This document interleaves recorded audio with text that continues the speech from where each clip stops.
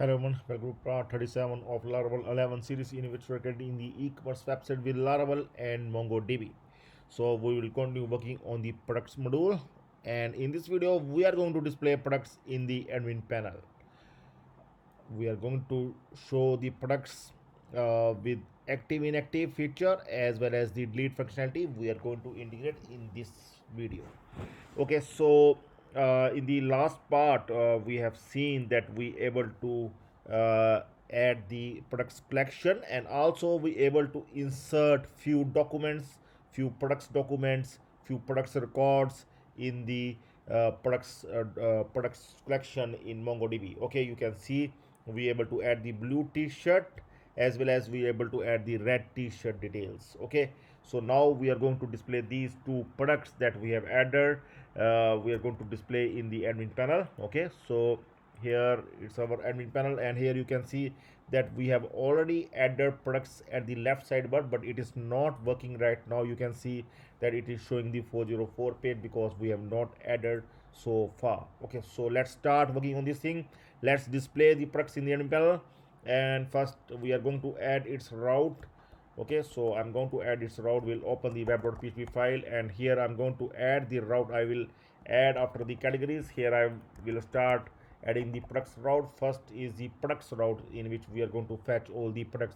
So I'm going to create this products function in the product controller, but before that we are also required to add here include here the product controller at the top. Okay, so now I'm going to open the product controller, and we'll add the function here.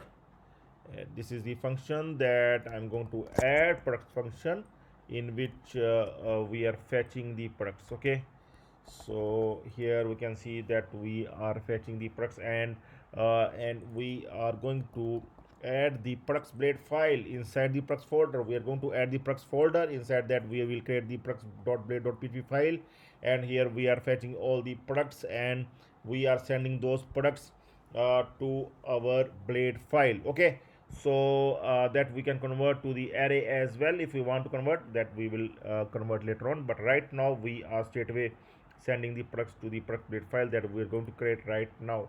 Okay, so I will add product 11. This is my product folder, resources, views, admin, and here I'm going to create the new folder, and that will be products folder I'm going to add, and inside this products folder I'm going to create the new file.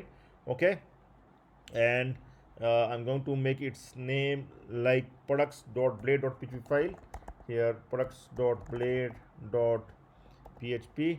I'm going to save. Okay, right now I'm going to use txt, and then I'm going to rename it to php. Okay, use php. So the file has been created. I will just move the file here.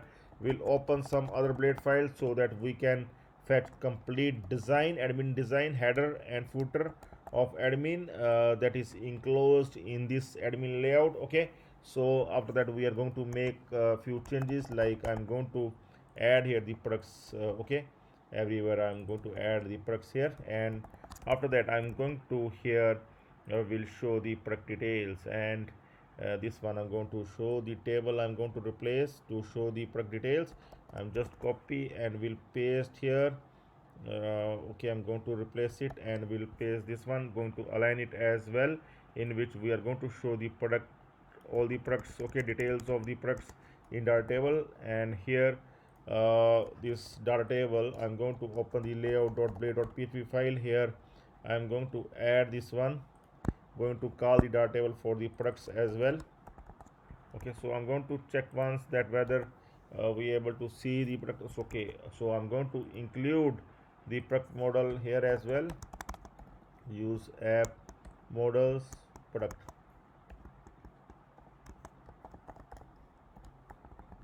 So let's see, and okay, so I'm going to check once again. So here these conditions I'm going to remove this one right now. Okay, and if anything else, going to align it as well. So now I'm going to check here. Okay, so we can see the products are now available in the admin panel. Now we can able to see the products. Okay, so here we are going to add the session as well, like we have the session here in the category controller, the session put. Okay, so this one we are going to have it here as well, in which we are going to add the products, so that we can able to select on the left sidebar whenever the products got selected. Here I'm going to add the session as well. Okay, and here you can see the products is highlighted in the left sidebar along with the catalog management. Okay, so we can able to see the products are here. We can able to display all the products that the admin adds from the admin panel. Okay, so let's move further. Now we are going to add the active inactive feature, and for that this is the status. Okay, we can see the status here. Okay, and here it's already update product status, so that is fine. Okay, once again I'm going to just update it, and we'll make sure that we have the id as well as here product id, in which we are sending the id of the product. But here we need to modify a few of the things here.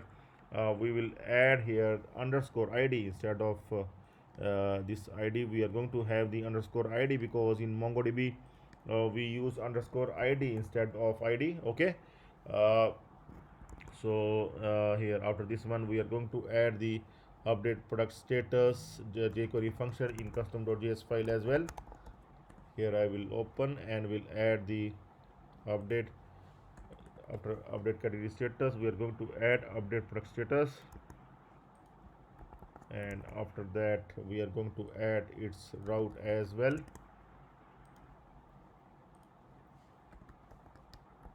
Okay, fine. And now we are going to add this function update product status, in which we are going to update the status of the product.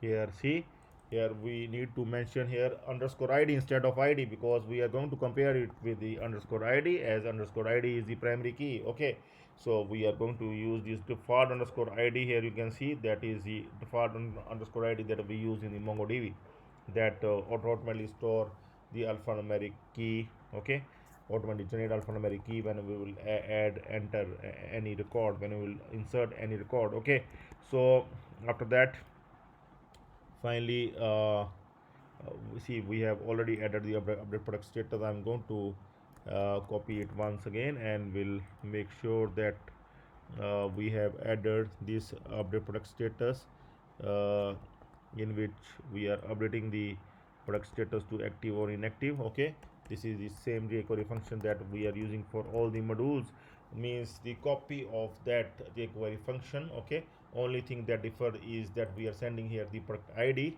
Okay, so now we are going to try, and I will refresh it, and we'll see that if we can disable the products. Yes, we can able to disable the products, and here the status must be inactive, status must be 0, product status must be 0.